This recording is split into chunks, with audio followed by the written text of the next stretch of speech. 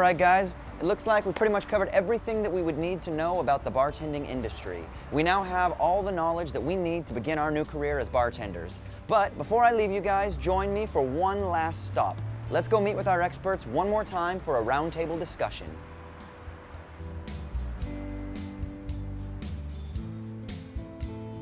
I was talking about this the other day. The one thing that really gets me is when it's crowded and somebody is sitting actually at the bar and they go, hey, that guy needs a drink. I'm like, I've been doing this long enough. I don't need an air traffic controller to tell me how to do my job. That's the one thing that gets me. Other than that, really, a lot of other stuff, all those lists kind of roll off my back. Because I know what it's like to be on the other side. I wouldn't do those things to a bartender, but I get where it comes from. Yeah.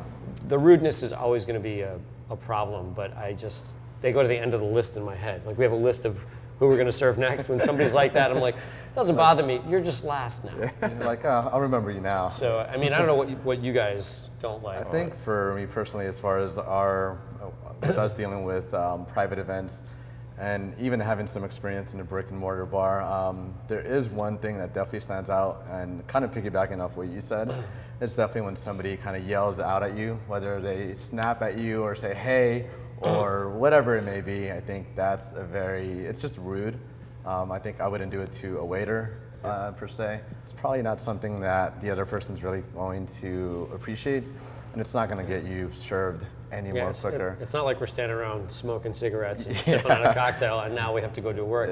We're working and we have a laundry list of things in our head that are next and next and next. I would imagine the biggest difference is we get regulars every night, and you never see those people again. No, never seen before. That's a huge super difference. rarely. Yeah. Like if they were at a party and then they booked us again. Right. But again, I might not be at that same party. Right. We So have the different- likelihood, but you know, I might see the same people 4 nights a week.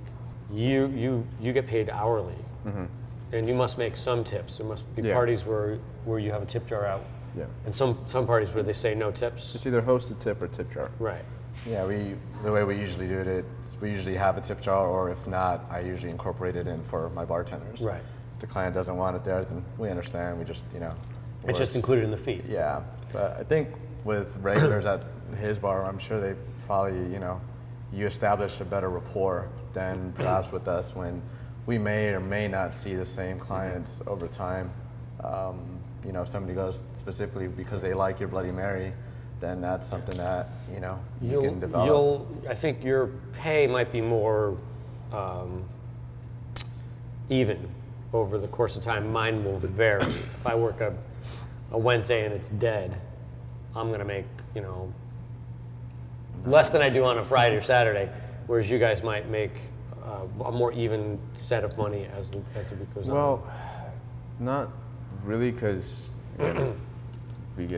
we make a good amount of our money off tips. So okay, so you do. So if we get good tip or a bad tip, it could change drastically. I think for us, like our business, I think it's pretty, we kind of know just based on the client and ahead of time what the event is looking like and how heavy it's going to be, whether it's going to be a good moneymaker or, whether it's like just going to be a beer and wine kind of easy night, that type of thing. Looking back, there's something I learned pretty quick, and I don't think you probably haven't had to experience this because you own the company, so. And you maybe, I don't know, you've probably been through it, but one of the things I learned early on is that I'm not going to put up with a lot of bullshit unless I'm making a lot of money. There's definitely look, if I'm making $100 a night and it's an easy job and I don't get a lot of shit from my owner and the customers are nice to me, it's okay. But the minute it's like $125 worth of bullshit and I'm only making $100, I'm out. And we all have different levels of what bothers us.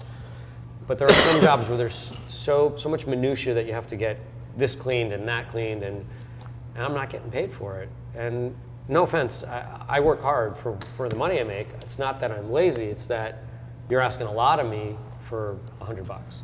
If I'm making $400, you can ask whatever you want of me. Keys to your car. Yeah. I mean, we have a term you guys probably use. When you're making stripper money, you'll do whatever it takes, But that's really the advice I give somebody starting out. If you're at a job and you feel like you're being abused, you feel like you're not making enough money to pay your bills, and you're working hard, maybe it's time to find another job. Hurdles? I don't know. I mean, the usual. Again, I'm the owner, so the usual business hurdles: trying to find gigs, trying to find bartenders to book the gigs, making enough money for this to, be Makes worth sense. it. Yeah. Yeah, I'd say definitely another maybe hurdle if you're starting out and not sure if you want to do catering or want to do a brick and mortar or a restaurant. If you don't have experience, it's tough to break in. Unless you really know somebody, which it's LA, so welcome to it. But hands-on experience is invaluable. Even if you just get one night behind a bar and you get reamed, but at least you kind of know what to expect and you know what it's like to have people over you and things. Just getting, I guess, some experience is great. If you come up through being a waiter at a restaurant or a bar back, or maybe doing catering events or working family parties, whatever it is, that helps you out. I had zero experience. You opened the company, you became the boss. Yeah, That's another way to do it. Never worked at a bar, dropped out of bartending school. Don't be afraid to start as a bar back. Yeah. It's a great way to learn, and it's actually not bad money when you're starting out. And every bartender will have their bar back, and they're like, "Yeah, you just make that drink." Yeah. We tend to be a little bit like, "Oh, fuck it, you make it." Just pour the beer. Yeah. How to become a bartender. Whether you're planning to do this part-time or even working for yourself, if you make all the right moves, you can cash in on this industry. So, join me as we meet our experts and learn all that we can about how to become a bartender. Let's go.